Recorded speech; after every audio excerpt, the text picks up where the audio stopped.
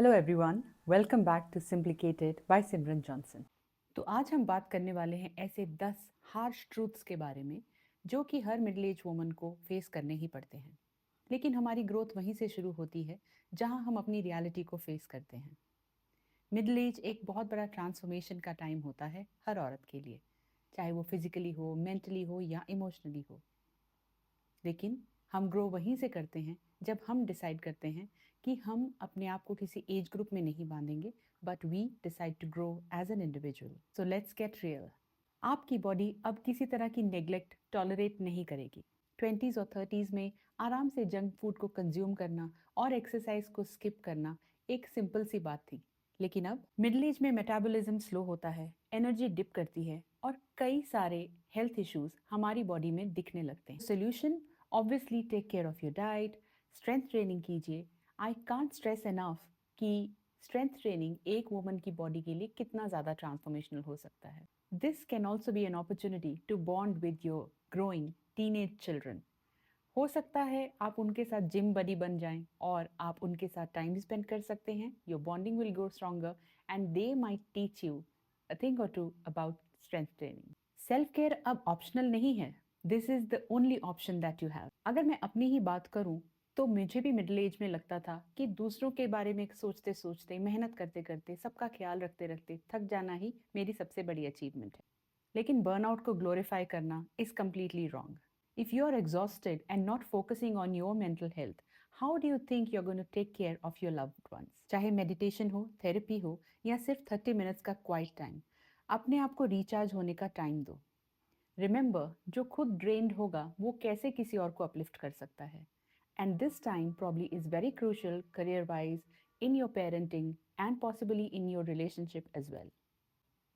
दोस्ती एफर्ट मांगती है वरना खत्म हो जाती है। आई एम श्योर आप मुझसे रिलेट करेंगे कि इस उम्र तक आते आते आपका फ्रेंड सर्कल काफ़ी छोटा, नैरो और बेमतलब सा हो जाता है।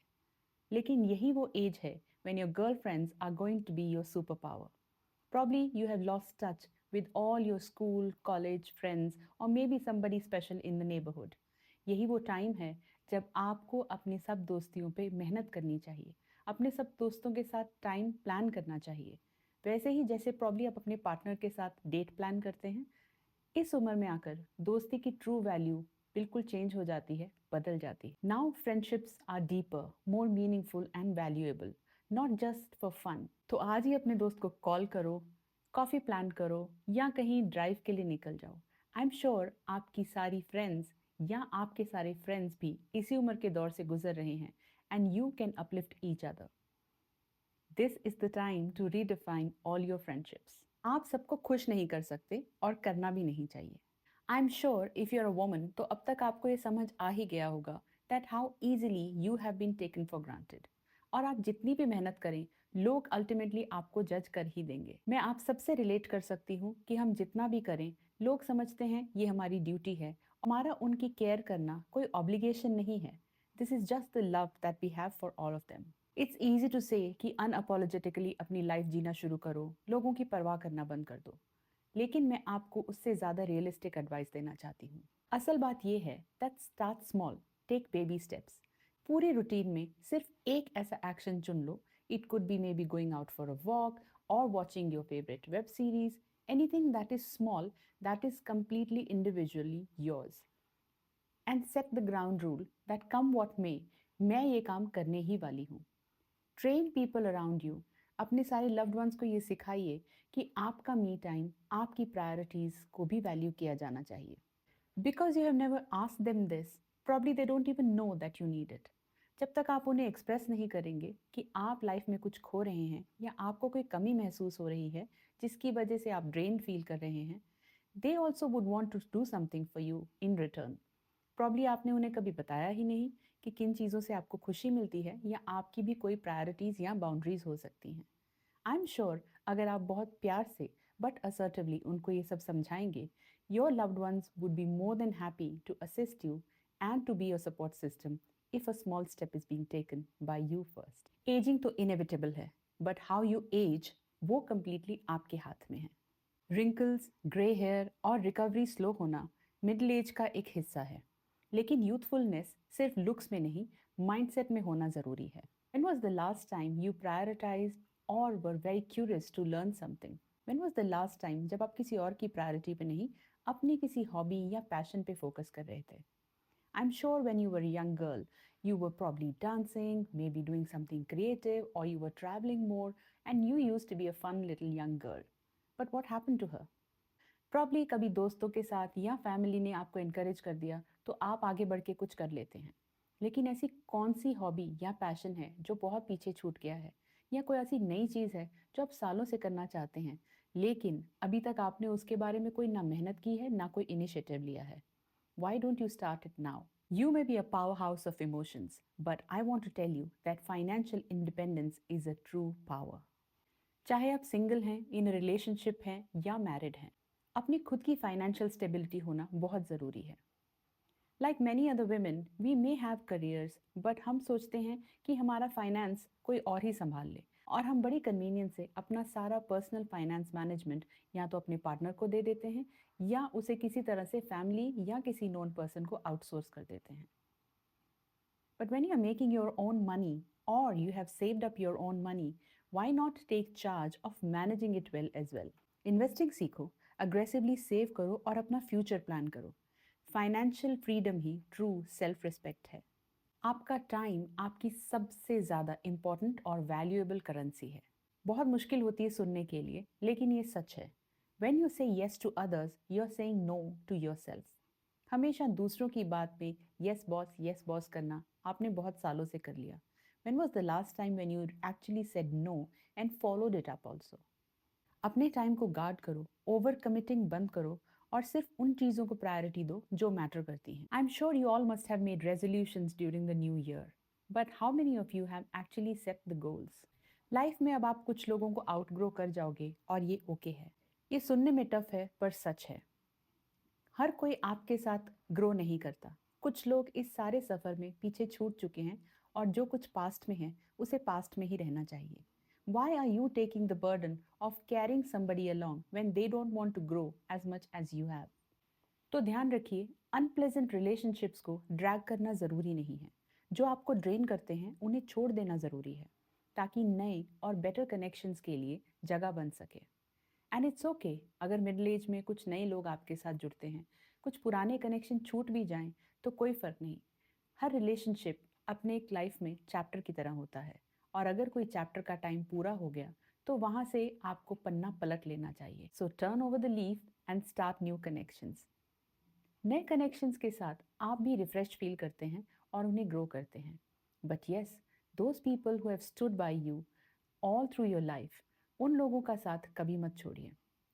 Just find out who has been loyal to you so far. Here, I want to give you a personal tip. I personally practice my relationship management in such a way that I would always see in a situation कि अगर वो मेरी जगह पे होते तो क्या वो भी वही करते जो मैं अपने आप से एक्सपेक्ट कर रही हूँ। अगर उसका जवाब हाँ है तो इसका मतलब ये मेरे लिए एक लॉन्ग टर्म या फिर लाइफ लॉन्ग रिश्ता है।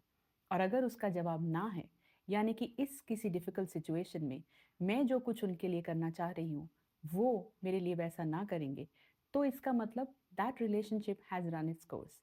और जब बराबरी नहीं है तो मुझे किसी भी रिलेशनशिप का बेमतलब का भार ढोने की कोई ज़रूरत नहीं। इन सब को करते हुए थोड़ा सा अनप्लेजेंट लगता है। आपको लगता है कैसे मैं थोड़ी सी अनलविंग हो गई, कैसे मैंने दूसरों का केयर करना छोड़ दिया, how can I be a bad person? But trust me, this does not make you a bad person. You will only learn how to value yourself more and value others also, those who are so good to you. अपने health में अब बहुत ज़्यादा seriously invest करना पड़ेगा। Chai, coffee, partying, late night Netflix, binge eating, all this used to be fun and quite an adventure. But वो सब बातें अब पास्ट में होनी चाहिए। I am not saying that you should not have fun, but redefine what works for you. अपने comfort, convenience और specially health के कॉस्ट पे आप अब इंजॉयमेंट ना करें तो आपके लिए थोड़ी समझदारी है। Many of us must be going through perimenopause or menopausal symptoms right now. Hormonal disturbances हमारे लिए डेली रूटीन में नॉर्मल सी बात है। ये हमारी डेली कॉन्वर्सेशंस का हिस्सा बन जाते हैं। जॉइंट्स में पेन, थकान होना, deficiencies and what not.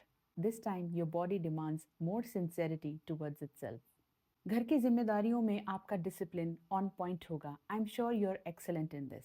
But right now you need to prioritize what are the healthier choices that you can have with regards to your diet, with regards to your routine, with regards to your movement. When was the last time you did a full body stretching routine? If all else fails, just stretch your body. It will thank you for years. आप अपने आप को reinvent कर सकते हो. Middle age and नहीं, actually एक नया स्टार्ट है.